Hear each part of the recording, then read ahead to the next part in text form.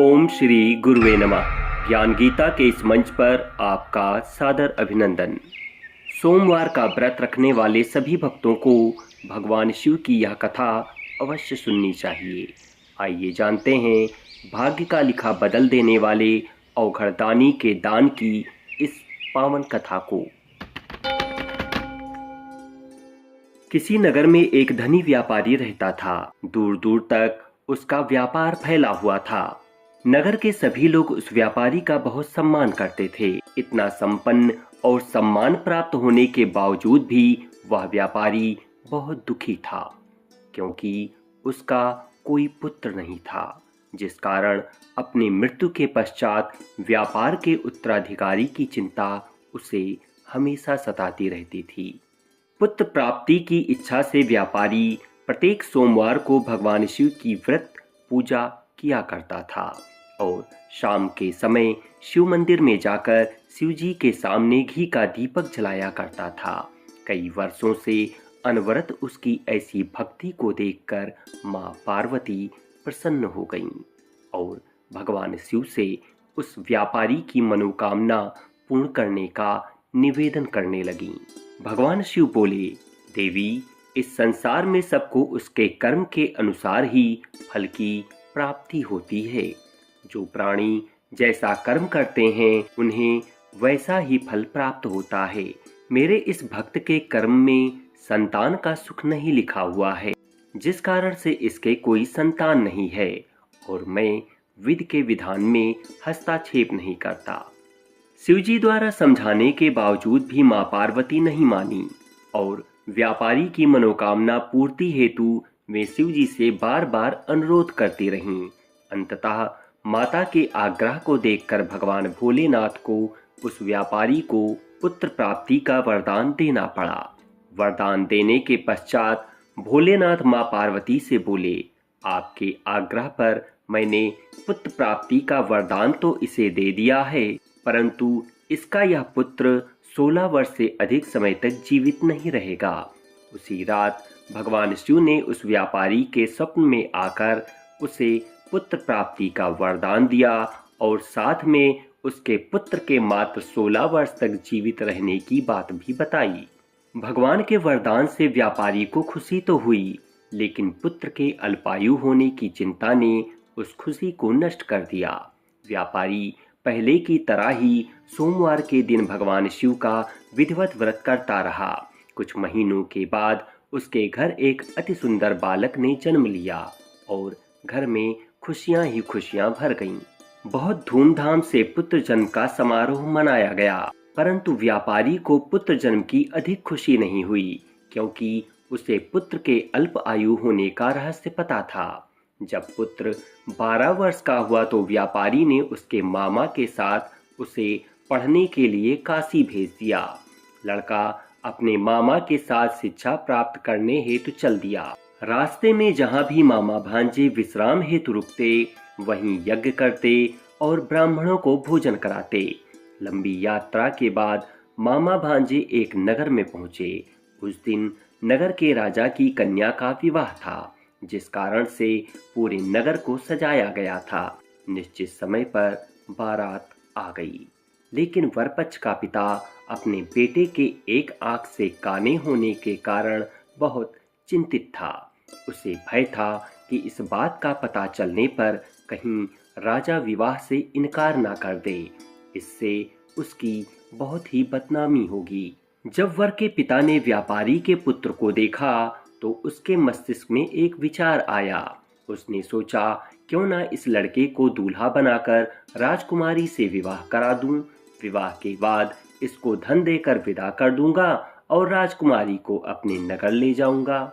वर के पिता ने लड़के के मामा से इस संबंध में बात की। मामा ने धन मिलने के लालच में वर के पिता की बात को स्वीकार कर लिया। लड़के को दूल्हे का वस्त्र पहनाकर राजकुमारी से विवाह करा दिया गया। राजा बहुत सारे धन के साथ राजकुमारी को विदा किया। शादी के बाद लड़का जब राजकुमारी के साथ लौट रहा था तो वह सच को छिपा ना सका और उसने राजकुमारी के दुपट्टे पर चुपके से लिख दिया कि हे राजकुमारी, तुम्हारा विवाह तो मेरे साथ हुआ है, लेकिन मैं अभी काशी पढ़ने जा रहा हूँ और अब तुम्हें जिस नवयुवक की पत्नी बनना पड़ेगा वह एक आंख से काना है। जब राजकुमारी ने अपने दुपट्टे पर लिखी ये बात पढ़ी तो उसने काने लड़के के साथ जाने से इनकार कर दिया। राजा को जब ये बात पता लगी तो उसने राजकुमारी को महल में ही रख लिया।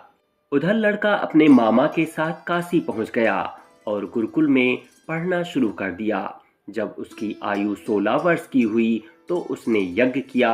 यज्ञ की समाप्ति पर ब्राह्मणों को भोजन कराया और खूब अन्न वस्त्र का दान किया। रात को वह अपने शयन कक्ष में सो गया। शिव के वरदान के अनुसार शयनावस्था में ही उसके प्राण पखेरु उड़ गए।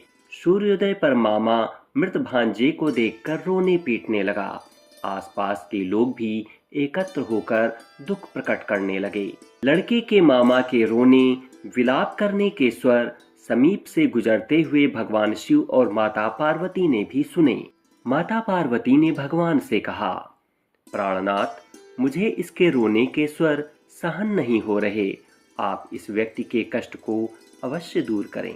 भगवान शिव ने माता पार्वती के साथ अदृश्य रूप में समीप जाकर देखा तो भोलेनाथ माता पार्वती से बोले, यह तो उसी व्यापारी का पुत्र है जिसे मैंने 16 वर्ष की आयु का वरदान दिया था।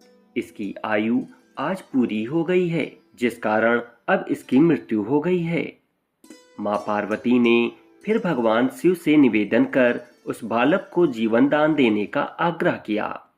माता पार्वती ने कहा, हे प्रभु, इसके पिता आपके अनन्य भक्त हैं और इसके मामा के इस तरह का विलाप मुझे बहुत व्यथित कर रहा है।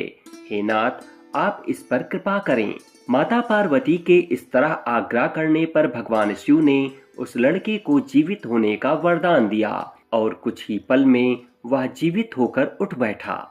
शिक्षा समाप्त करके लड़का मामा के साथ अपने नगर की ओर चल दिया। दोनों चलते हुए उसी नगर में पहुंचे जहां उसका विवाह हुआ था। उस नगर में पहुंचकर उन दोनों ने यज्ञ का आयोजन किया। समीप से गुजरते हुए नगर के राजा ने यज्ञ का आयोजन देखा और उन्होंने तुरंत ही उस लड़के और उसके मामा को पहचान लिया।